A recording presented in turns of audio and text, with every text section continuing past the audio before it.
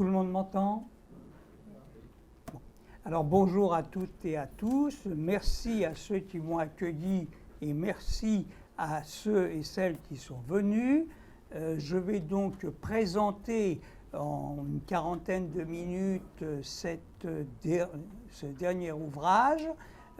Et c'est en quelque sorte une avant-première à laquelle vous êtes conviés, puisque l'ouvrage n'étant en librairie que jeudi 28, vous êtes les premiers à bénéficier non pas de mon intervention, mais des différents éléments que je vais développer. Alors, je vais tout de suite, et je m'en excuse à l'avance auprès de ceux qui m'ont déjà subi une fois ou deux, dire quelques mots de ce que je fais, expliquer l'histoire et le thème du grand remplacement, étudier de la façon la plus scientifique possible les arguments de la thèse et l'analyse critique, et pour ne pas enfermer le débat, indiquer un certain nombre de scénarios du futur et de variables d'ajustement sur lesquels justement on pourra discuter. Comme je l'ai dit, je suis consultant international sur l'Afrique, l'immigration et l'islamisme radical, ce qui veut dire que de 1986 à 2013, j'ai travaillé comme pour des tas d'organismes qui vont vraiment de la Banque mondiale à l'UNESCO en passant par des cabinets spécialisés ou par des ONG. J'ai donc travaillé au Maghreb et surtout en Afrique subsaharienne et je continue à travailler aujourd'hui dans le cadre du partenariat eurafricain avec les diasporas maghrébines et africaines qui sont présentes en France. Ceci m'amène donc à avoir fait un certain nombre d'essais sur la question. Je ne vais pas revenir sur l'islamo-business, vivier du terrorisme, puisque j'avais fait une conférence déjà au Cercle Aristote là-dessus. Je ne vais pas trop développer l'ouvrage qui est sorti l'année dernière sur toute l'histoire de la Méditerranée et qui est actuellement en traduction dans plusieurs langues.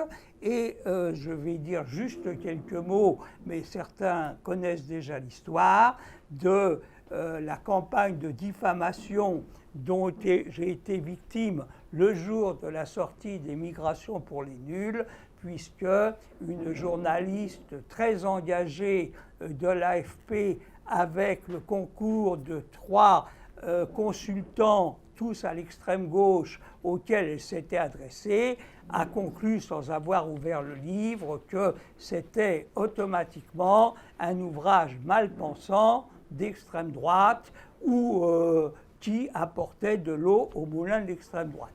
Cette dépêche de l'AFP a été reprise immédiatement par 51 journaux du net, de la presse écrite et de la presse audiovisuelle, qui n'avaient pas plus ouvert le livre ni consulté l'auteur. J'ai donc missionné mon avocat pour obtenir un droit de réponse, et je me suis aperçu que, premièrement, on ne peut pas obtenir de droit de réponse de l'AFP, parce que quand l'AFP fait une dépêche, elle ne peut pas dire que la dépêche qu'elle a faite était fausse. On peut évidemment l'attaquer en diffamation, là ça prend 5 ans et pour 1 euro de dommages et intérêts. On ne peut pas non plus attaquer les journaux qui ont reproduit tel que la dépêche de l'AFP en mettant AFP, parce qu'ils s'abritent derrière. Et la seule chose qu'on a pu obtenir, c'est des droits de réponse de ceux qui soit avaient signé eux-mêmes la dépêche de l'AFP, ce qui est une pratique déontologique un peu curieuse, soit avait aménagé, modifié, vivifié ou transformé le contenu de la dépêche. Donc depuis, j'ai sorti sur le même thème un ouvrage qui s'appelle « Les véritables enjeux des migrations » aux éditions du Rocher, qui lui n'a pas posé de problème. J'ai eu le plaisir d'avoir les excuses de Benjamin Stora, qui n'avait jamais ouvert le livre et qui me dit « j'ai été manipulé », mais bon, Les excuses arrivant 6 mois après, c'est trop tard. Et j'ai eu les excuses de Monsieur Camus, Jean-Yves Camus, qui m'a dit « Mais non, vous n'êtes pas d'extrême droite, je le sais bien, mais vous savez, les choses étant ce qu'elles sont. » Alors, les choses étant ce qu'elles sont, je vais enchaîner sur autre chose, parce que je ne suis pas simplement un essayiste sur des sujets. Je suis aussi spécialiste de la littérature de jeunesse. J'ai fait le premier dictionnaire illustré de la littérature de jeunesse du XVe siècle à aujourd'hui en France et dans les principaux pays du monde. C'est quand même un travail de 40 ans. Et je fais aussi des ouvrages pour la jeunesse, dont La jeunesse de Jules César, chose qui n'avait été jamais faite par personne. Mais c'est ça qui m'intéresse, c'est toujours de faire ce que personne ne fait. Alors, dans ce cadre-là, j'ai fait aussi un certain nombre de travaux sur la Grande Guerre. Il y a plein d'ouvrages qui sont sortis, vous le savez bien, en 2014, 2015, etc., sur la Grande Guerre.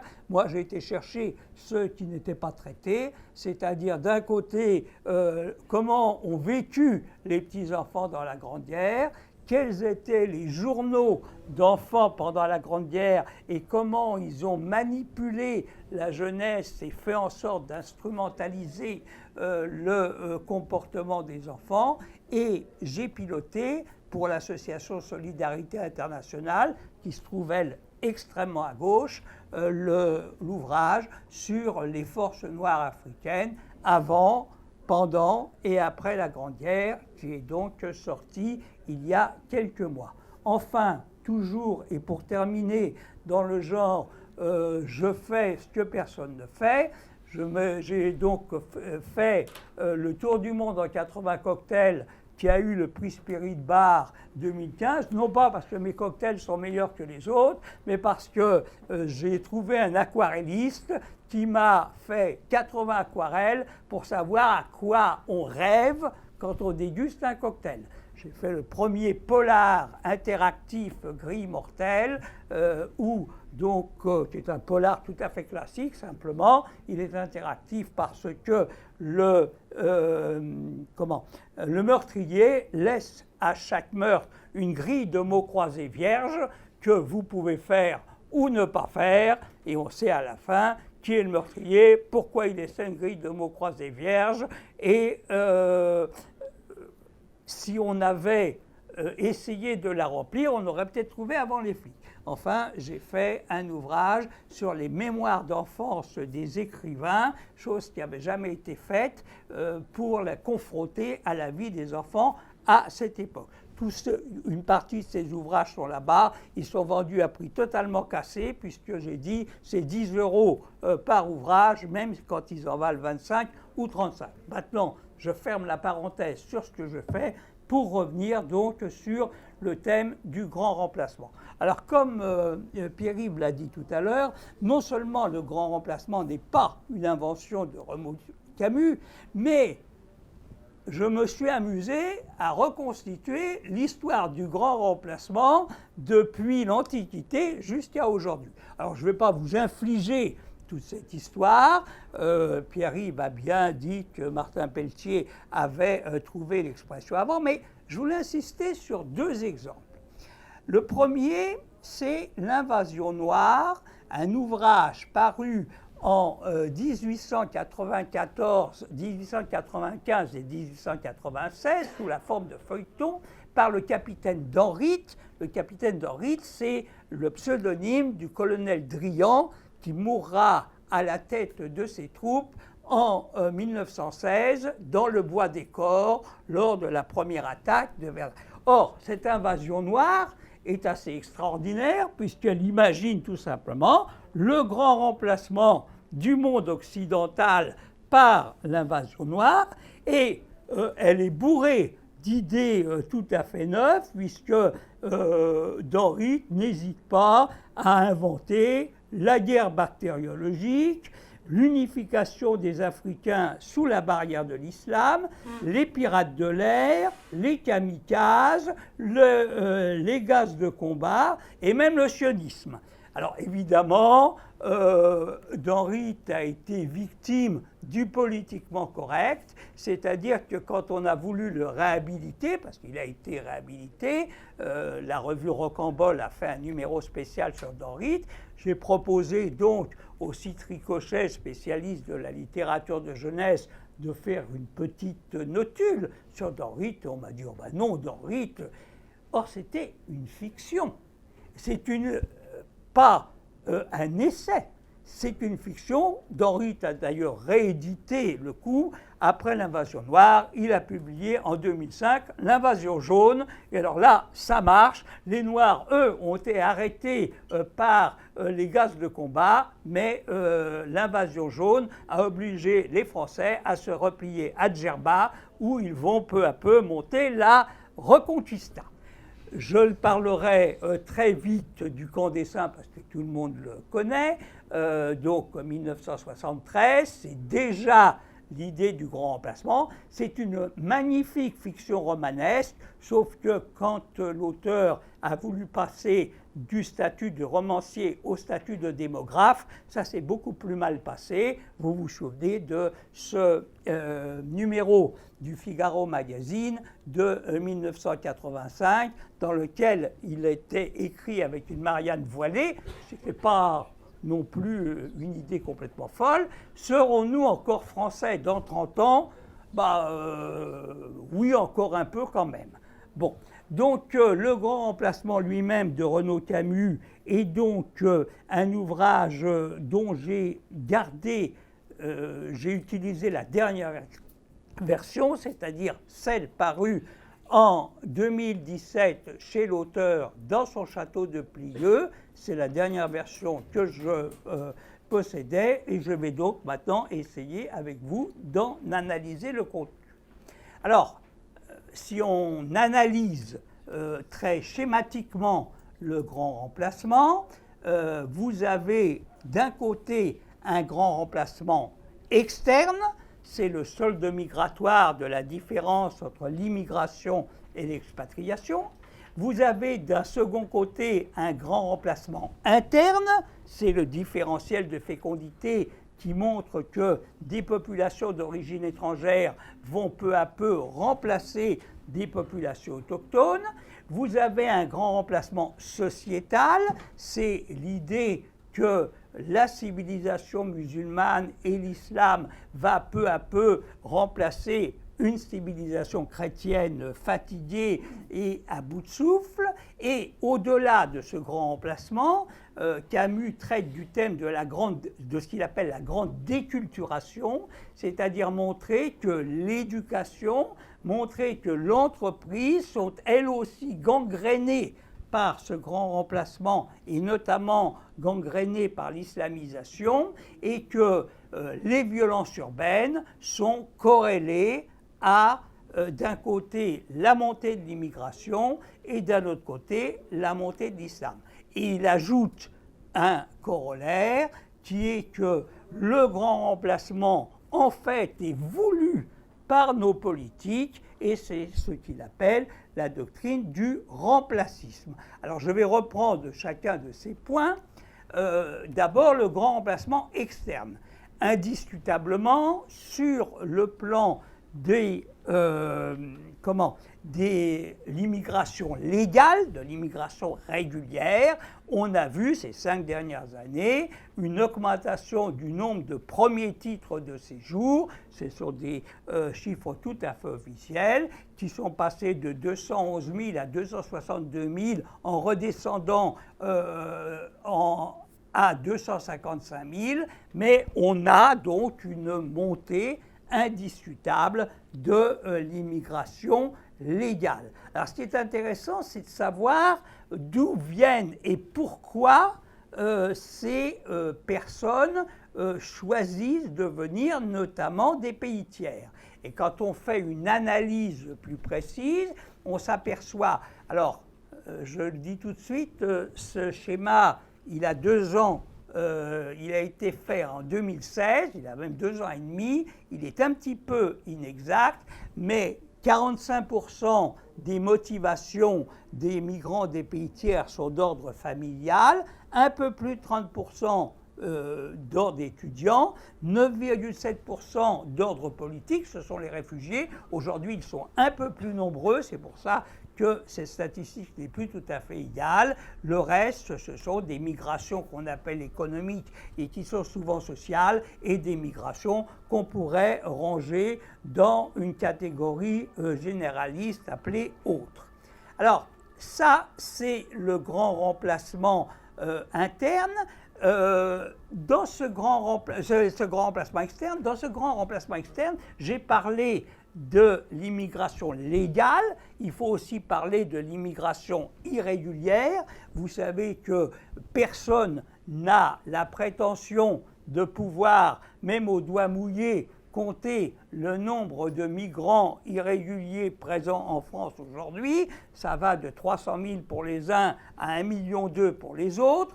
On a essayé, nous, de rétrécir la fourchette entre 400 et 700 000 pour un point moyen vers 550 000, mais je ne me battrai pas là-dessus.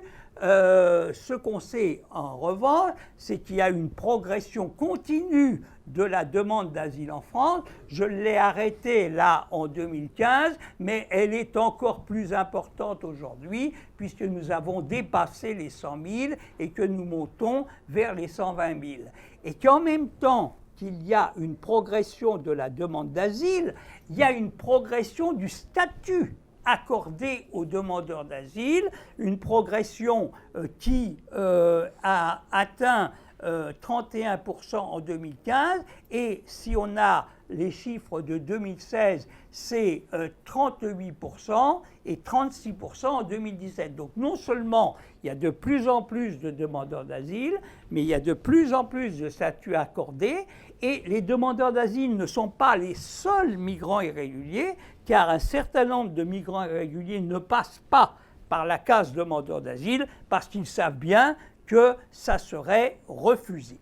Donc nous avons indiscutablement une arrivée importante qui traduit un grand remplacement externe. Alors, ce grand remplacement externe, pour le concevoir, il faut penser à la différence entre ceux qui arrivent et ceux qui partent.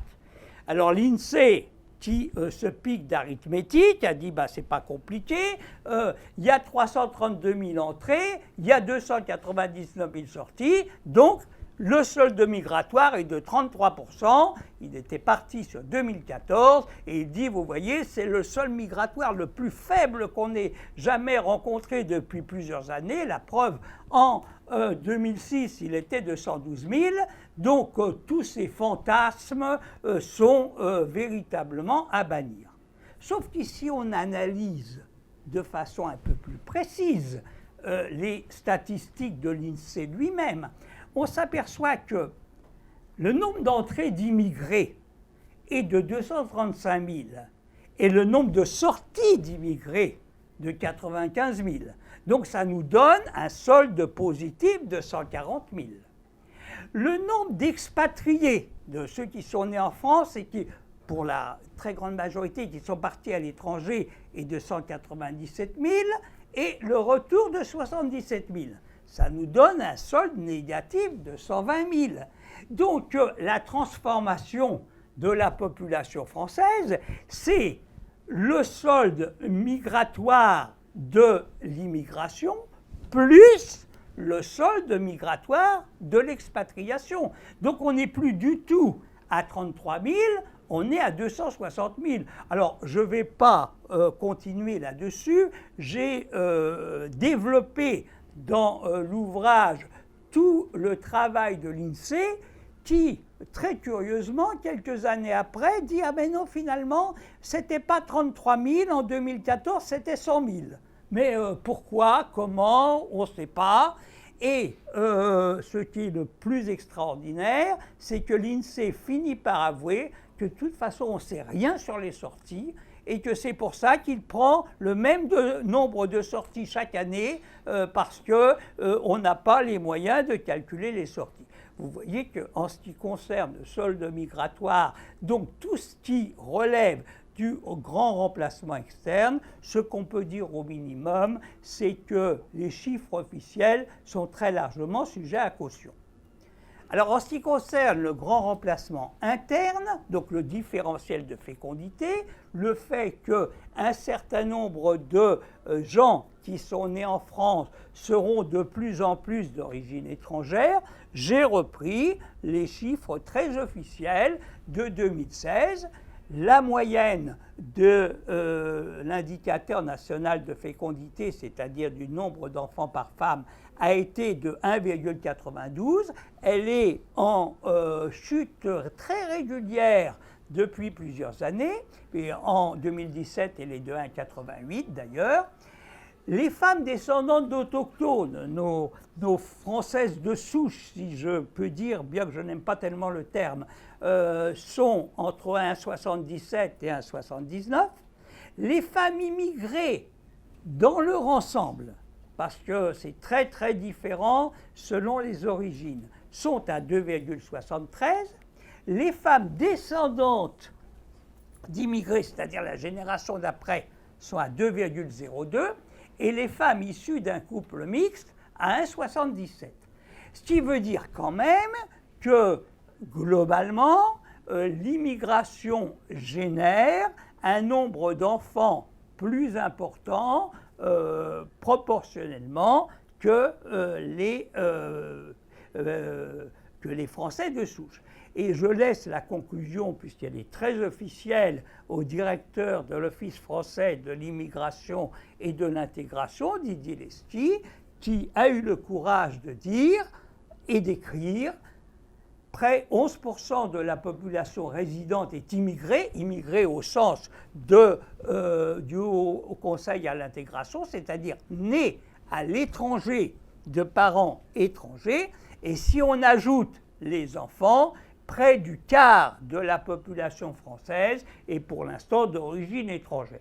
Alors je vous fais grâce des petits débats que nous avons eus pour savoir si un enfant de couple mixte est à 100% d'origine étrangère ou à 50% d'origine étrangère, c'est la théorie que j'ai défendue, mais cela veut dire globalement que sans parler véritablement d'un grand remplacement déjà fait, puisqu'il n'y a que près du quart de la population résidente en France qui est d'origine étrangère, on voit que c'est une augmentation extrêmement importante et vous noterez que les médias n'ont pas donné un écho extraordinaire à ces chiffres qui sont pourtant les chiffres officiels de l'Office français de l'immigration et de l'intégration.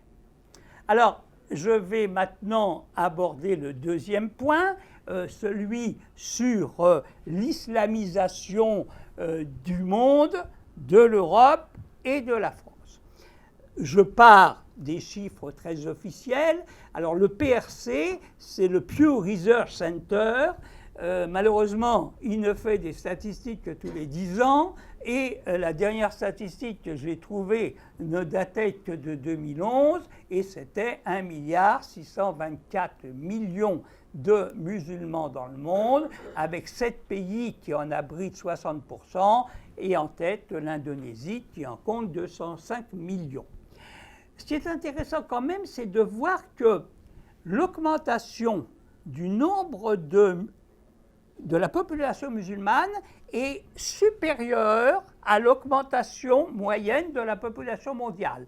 L'accroissement, ce qu'on appelle l'accroissement pondéré, c'est 2,9% pour la population musulmane et pour l'ensemble de la planète, c'est 2,2%.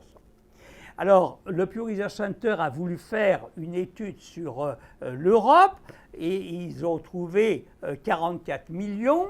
Et là, on est obligé quand même de constater qu'ils se sont un peu mélangé les pieds entre l'Europe et l'Union européenne, d'autant plus que leur travail de 2011 ne tient pas compte des grandes vagues migratoires de 2015 et de 2016 qui ont quand même modifié très sérieusement la composition. Je vais donc aborder maintenant le nombre de musulmans en France et pour vous faire languir, je vais attendre de passer à la diapositive suivante. Alors, on va commencer par le n'importe quoi. Le n'importe quoi, c'est les chiffres qui sont donnés par les uns et les autres, avec une joyeuse confusion entre la communauté musulmane dans son ensemble, ce qu'on appelle l'Oumma, c'est-à-dire qui comprend aussi les enfants, qui comprend aussi des gens qui ont perdu la foi, des gens qui ne pratiquent pas, des gens qui sont agnostiques, et les pratiquants. Michel Tribala, qui, je pense, a surtout compté les pratiquants en 2004, a annoncé 4 millions de musulmans. Le Monde, en 2008, 4 millions 100. Le ministère de l'Intérieur, 5 millions. Hervé Lebras, qui se singularise toujours en essayant d'avoir les chiffres les plus bas possibles du nombre de musulmans pour montrer qu'il n'y a aucun danger, en est à 2 millions avec le camarade Fourquet. Et il a même ajouté que ça ne faisait que 500 000 pratiquants en France. Je crois qu'il faudrait que de temps à autre, il sorte un petit peu de son bureau. Le PRC a tenté de faire un travail un peu plus approfondi en 2016 sur la France. Il est arrivé à 5,7 millions et sur cette base-là, il a prédit 6,8 millions en 2020, alors que l'IFOP en était resté à 4,6 millions. Mais paradoxalement, de l'autre côté, si je puis dire, l'opinion publique, elle ne sous-estime pas les chiffres, elle les surestime.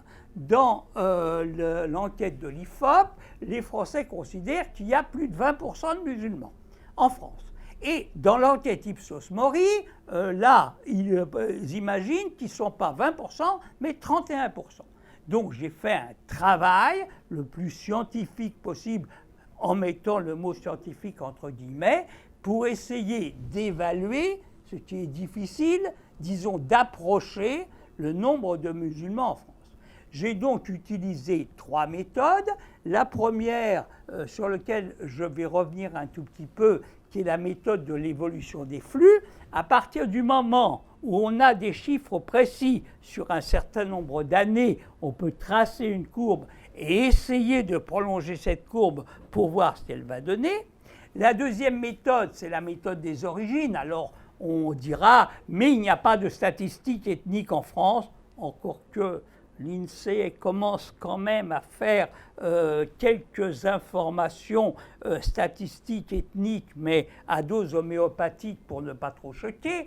Mais on a des éléments, parce que même si on ne connaît pas exactement le nombre de Maghrébins, le nombre d'Africains subsahariens, le nombre de Turcs, etc. en France, on a des éléments qui viennent d'un côté des propres chiffres de l'INSEE. Quand vous les confrontez d'une année à une autre année, d'un recensement à un autre recensement, des diasporas, parce que les diasporas, ce sont des gens venus de l'étranger qui sont en France et qui sont donc en liaison et qui peuvent donner des éléments, des consulats ou des pays qui ont un ministère ou un secrétariat d'État qui s'occupent de leur personnel à l'étranger, comme le Mali par exemple, comme le Maroc. Enfin, une troisième méthode beaucoup plus compliquée, sur laquelle je ne vais pas rentrer dans les détails, c'est la méthode qu'on appelle la méthode Sarible, du nom de la personne qui a mis au point cette méthode dans la revue des migrations internationales. Elle croise le solde migratoire et le différentiel de fécondité. Donc j'ai utilisé sa méthode pour voir ce que ça donnait sur l'année 2011. Et sur l'année 2011, on arrivait à 8,65 millions pour la communauté musulmane dans son ensemble, je dis bien. Donc, si on disait, pour simplifier, aujourd'hui, que la communauté musulmane représenterait entre 7,5 millions et 9 millions de musulmans, on ne se tromperait, à mon avis, pas trop. Alors, pour essayer de préciser, je vais reprendre cette méthode de l'évolution des flux.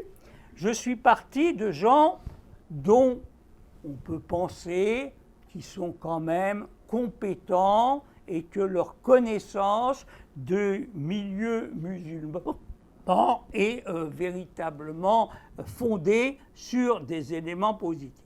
Je suis donc parti de Gilles Kepel avec son chiffre pour 1962, du même Gilles Kepel avec son chiffre pour 1973, et du même Gilles Kepel avec son chiffre pour les années 1986-87. Donc on arrive là, et c'est Gilles Kepel qui le dit, je pense qu'il a quand même une certaine compétence, on arrive aux alentours de 3 millions. Dalil Boubaker, qui a quand même une certaine compétence en tant que recteur de la mosquée de Paris, en 1998, nous dit qu'il y a 5,8 millions musulmans en France. En fait, il dit qu'il y a 10% de musulmans en France, donc si vous prenez la population à cette époque, ça fait 5,8 millions.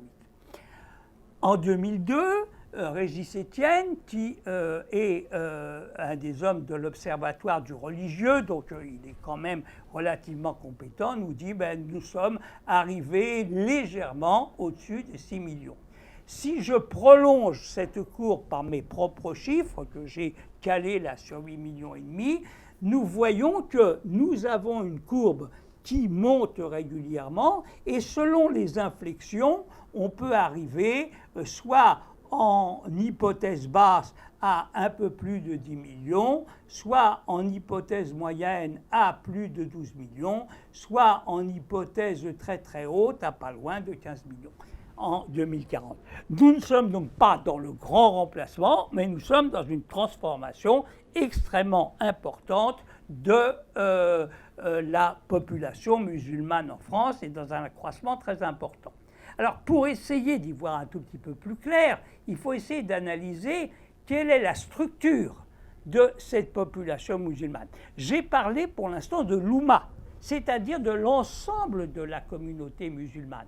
Mais dans cette communauté musulmane, il y a les enfants qui n'ont pas choisi d'être musulmans, et puis il y en a un certain nombre qui ont abandonné depuis longtemps la pratique et même parfois la foi dans la religion musulmane. Alors si on va un tout petit peu plus loin, on s'aperçoit qu'au niveau des pratiquants, et là, paradoxalement, presque tout le monde, sauf Hervé Lebras, est d'accord, c'est-à-dire qu'on considère les uns et les autres que le chiffre de 4 millions de pratiquants en France est un chiffre vraisemblable. On a essayé de définir le mot pratiquant, c'est pas facile parce que entre les 5 obligations de l'islam, laquelle choisir, on a choisi l'observation du ramadan en sachant que selon la pression sociale dans certains quartiers, il y a des gens qui observent le ramadan parce qu'ils en ont envie et d'autres parce qu'ils ne peuvent pas faire autrement. Mais bon, ça nous donne quand même quelques éléments au niveau de la pratique. Alors, beaucoup plus compliqué, parmi ces pratiquants, qui est tenté par l'islamisme radical? Alors ça mériterait un débat qu'on aura peut-être tout à l'heure, mais vous comprenez bien qu'on peut donner beaucoup de sens à la notion d'islamisme radical. C'est pourquoi les évaluations actuelles oscillent entre 300 000 et 1 million. Enfin, dans un cercle encore plus restreint, on peut chercher à savoir combien il y a d'activistes en France, c'est-à-dire de cellules soit activées, soit dormantes, mais prêtes, le cas échéant, à prendre les armes, que ça soit physiquement ou que ça soit par la plume, qui est une arme comme une autre, pour défendre leur point de vue, et on arrive aux alentours de 50 000 cellules, certaines étant limitées à une seule personne. C'est évidemment très peu par rapport aux 8,5 millions de l'Oumma, mais vous savez qu'il suffit de quelques dizaines de personnes décidées pour mettre un pays à feu et à sang. Donc ça montre quand même l'augmentation de la population musulmane et le fait que, semble-t-il, pour l'instant, la population tentée par le radicalisme islamiste est plutôt minoritaire, aussi bien chez les pratiquants que dans l'ensemble de la population. Je voudrais arriver à un point suivant du rapport du travail qui a été fait par Renaud Camus, la notion de grande déculturation. Il a utilisé pour cela un premier élément qui est le rapport Aubin. Alors ça, c'était extraordinaire, et pour ceux qui n'ont pas lu le rapport Aubin, j'en ai reproduit quelques passages, je vais me permettre même d'en lire quelques lignes. Le rapport Aubin est de 2003. C'est un rapport fait par un inspecteur général de l'éducation nationale, aidé d'un certain nombre d'inspecteurs départementaux et d'un certain nombre de spécialistes. Or, en 2003, donc ça fait quand même un certain temps, ce rapport Aubin nous dit la chose suivante, je cite. « Un grand nombre d'élèves d'origine maghrébine, français, voire de parents français, la majorité sans doute dans certains établissements, se vivent comme étrangers à la communauté nationale, opposant à tout propos deux catégories, les Français et nous. Se revendiquant hier, lorsqu'on les interrogeait d'une identité arabe, d'ailleurs problématique pour des Maghrébins, ils se revendiquent de plus en plus souvent aujourd'hui d'une identité musulmane. Un endoctrinement qui peut commencer dès l'école primaire, comme en témoignent certains instituteurs. Et beaucoup de collégiens, interrogés sur leur nationalité, répondent de nos jours musulmanes. Si on les informe qu'ils sont français, ils répètent que c'est impossible puisqu'ils sont musulmans. Donc, dès 2003, ce rapport très officiel pointait un certain nombre de dérives et passait parfaitement sous silence. De la même façon qu'il y avait le rapport Aubin pour l'éducation, il y a le rapport Dénessé pour les entreprises, et notamment pour les entreprises publiques. Et je ne vais pas développer là, mais le rapport Dénessé montre l'entrée du radicalisme et de l'islamisation dans certaines entreprises publiques et pointe l'exemple de la RATP qui a été repris par un ouvrage qui s'appelle « La conduite au volant, la charia au tournant ». Bon.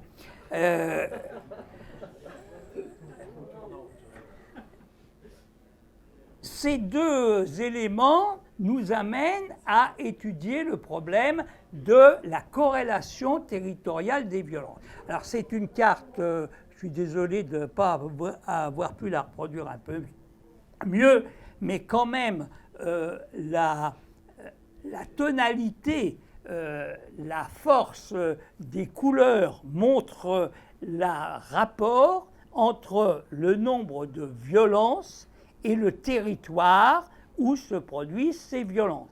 Alors, il s'agit essentiellement des violences urbaines, et vous le voyez, le 93, le 95, le 75, le Nord et le Pas-de-Calais, ou les quartiers de Marseille et en partie Nice, montrent une corrélation tout à fait symptomatique entre la violence et l'immigration.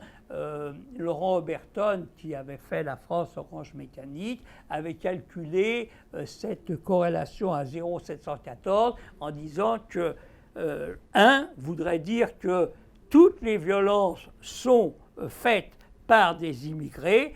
0,714 montre quand même la proportion importante des violences faites par eux. Au-delà de ceci, la dernière analyse donc de Renaud Camus, c'est en quelque sorte, est-ce que le remplacisme, comme il dit, est une doctrine voulue par des gouvernants?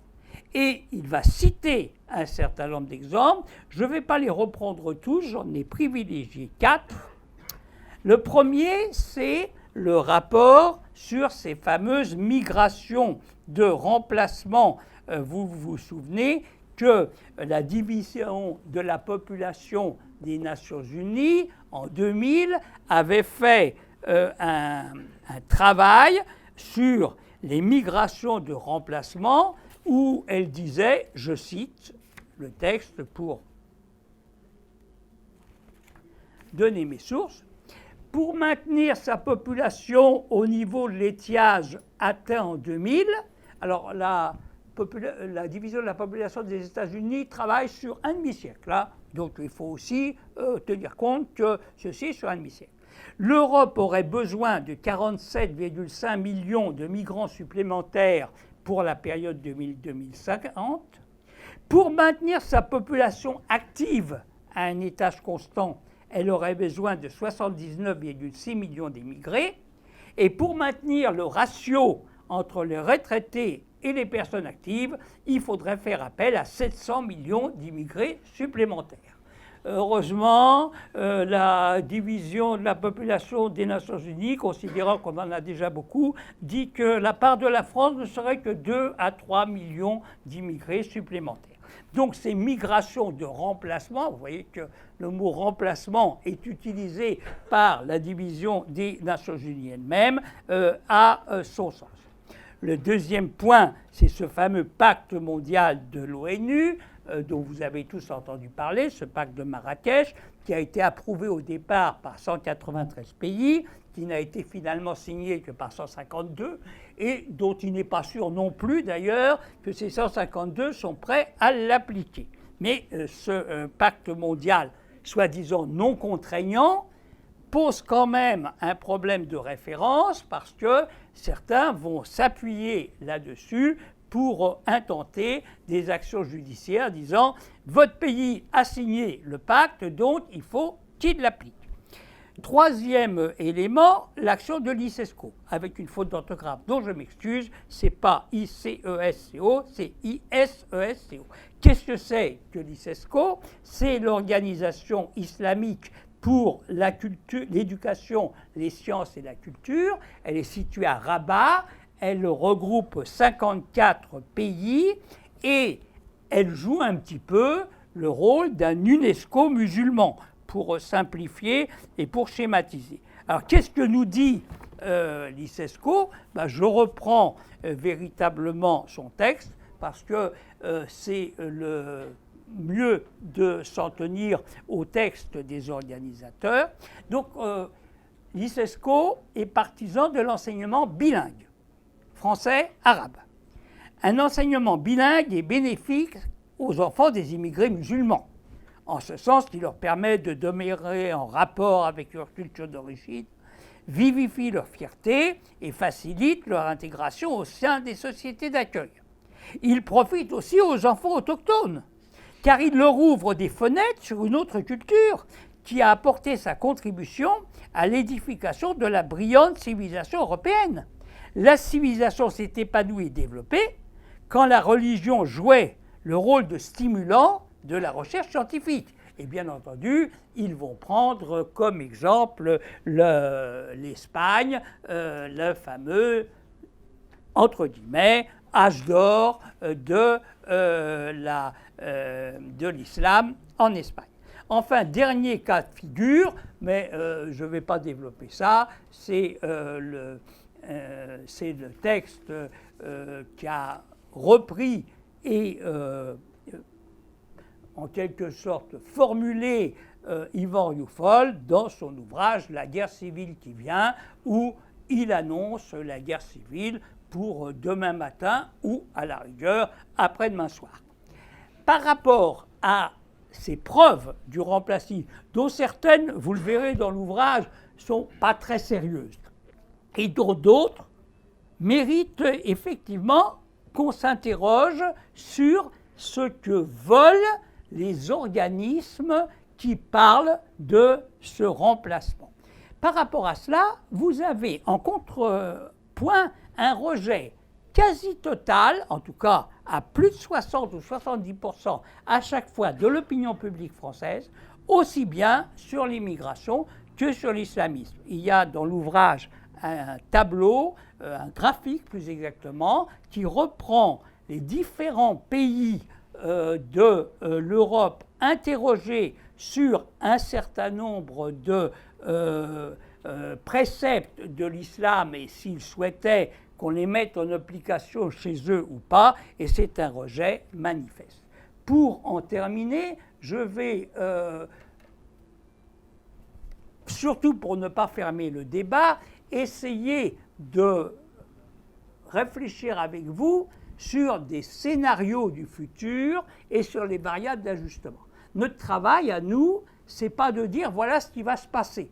Celui qui est capable de dire ce qui va se passer, tant mieux pour lui, mais les futurologues étant en général tous trompés, notre travail à nous, il est d'essayer d'expliciter les scénarios possibles et de réfléchir aux conséquences de ces scénarios possibles. Alors dans ces scénarios, il y a les scénarios emblématiques, il y a le scénario noir, l'invasion. Donc demain, la France n'existera plus, elle sera musulmane et noire. Il y a le scénario rose, le vivre ensemble, le scénario angélique, tous bisounours. Et il y a le scénario qu'on peut dire consensuel du modèle républicain, disant mais de toute façon, le modèle républicain est tellement fort qu'au bout d'un certain temps, qu'au bout d'un certain nombre de générations, tout le monde va l'adopter. C'est un petit peu, par exemple, la position de Gérard Noiriel. À côté de ces scénarios emblématiques, il y a ce qu'on peut appeler des scénarios réalistes qui prennent acte du fait qu'il y a plusieurs communautés différentes en France qui peuvent vivre soit côte à côte, soit face à face. Je sais que M. Gérard Collomb a utilisé cette expression, mais je la revendique et je ne suis peut-être pas le premier. Je l'ai écrite avant lui, donc j'en ai déduit que M. Gérard Collomb, peut-être lit mes ouvrages, mais peut-être d'autres aussi l'ont écrit avant moi. Bon. Et troisième scénario possible, les scénarios de l'ouverture. Alors il y a 4 types de scénarios. S'ouvrir vers l'Est, bon, c'est se dire l'Ukraine, la Turquie, pourquoi pas la Biélorussie, pourquoi pas un jour la Russie. S'ouvrir vers la Méditerranée, bon, on a vu l'effort de Nicolas Sarkozy et pour essayer de mettre en place, enfin il n'est pas le seul bien sûr, l'Union pour la Méditerranée qui est maintenant quand même immergée au plus profond de la Méditerranée, l'ouverture vers le sud, en espérant qu'un jour le sud va décoller et qu'il va apporter au nord tout ce que le nord a apporté au sud, aussi bien de bon que aussi de mauvais. Et enfin le scénario de la francophonie, qui est caressé par nos amis africains en se disant on est quand même suffisamment nombreux pour faire la pige aux Anglais et ça peut quand même rapporter gros. Par rapport à cela, et c'est là-dessus que je vais terminer, il y a 3 variables d'ajustement qui sont importantes. La première variable, c'est la variable démographique. On a toujours pensé que, enfin on ne le pense plus maintenant, on a longtemps pensé que la population fonctionnait selon la théorie de la croissance démographique. C'est-à-dire que puisque la mortalité diminuait et que la natalité ne diminuait pas, mais au contraire augmentait, on aurait de plus en plus de personnes sur la planète. Alors, ça peut se discuter. Ça peut aussi se vérifier. Je donne un exemple de cette croissance démographique. On nous a dit l'Afrique en 1970, c'était 10% de la population. Aujourd'hui, c'est 16,5% de la population. En 2100, c'est 32%, ça sera 39% de la population. Et c'est normal puisque 65% des Africains ont moins de 25 ans. Sauf que la théorie de la croissance démographique est aujourd'hui battue en brèche par la théorie de la transition démographique.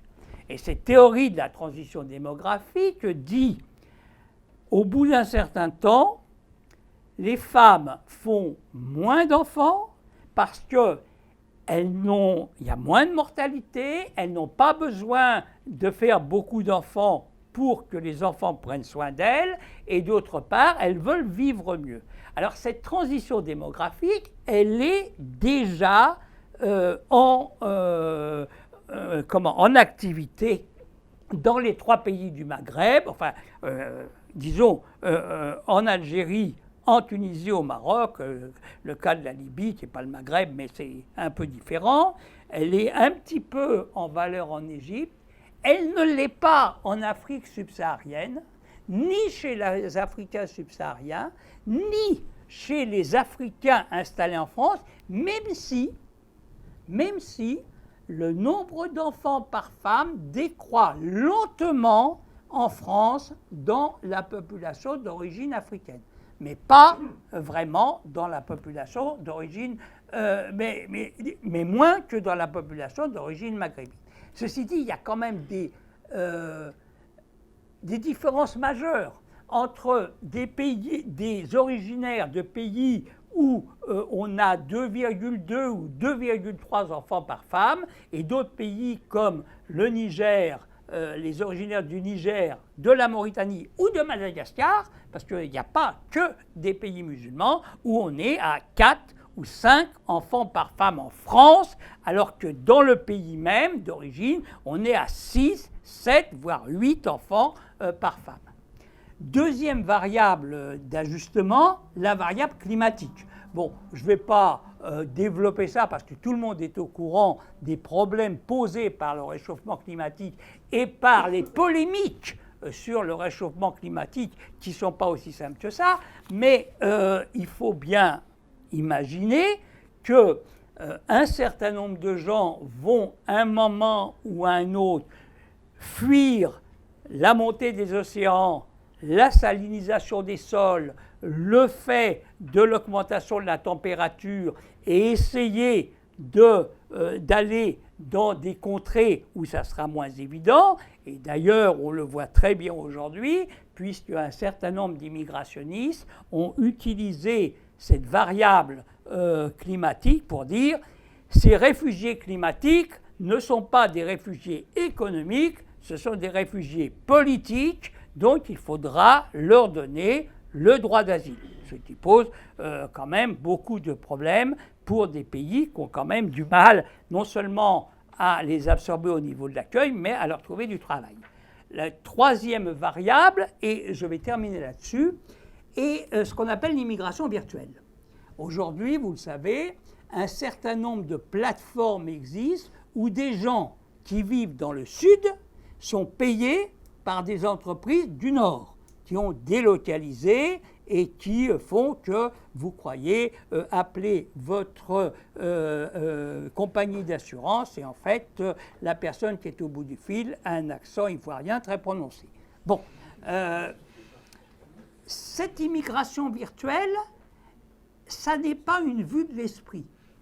C'est un phénomène que j'avais remarqué, dont j'ai fait d'ailleurs, que j'ai fait un article dès 2002, et simplement elle a augmenté en nombre, même si elle ne représente pas aujourd'hui un seuil suffisant de capacité pour que les gens se refusent à quitter leur pays d'origine. Mais elle existe et paradoxalement, elle génère un mouvement inverse qui est un mouvement de migration du nord vers le sud.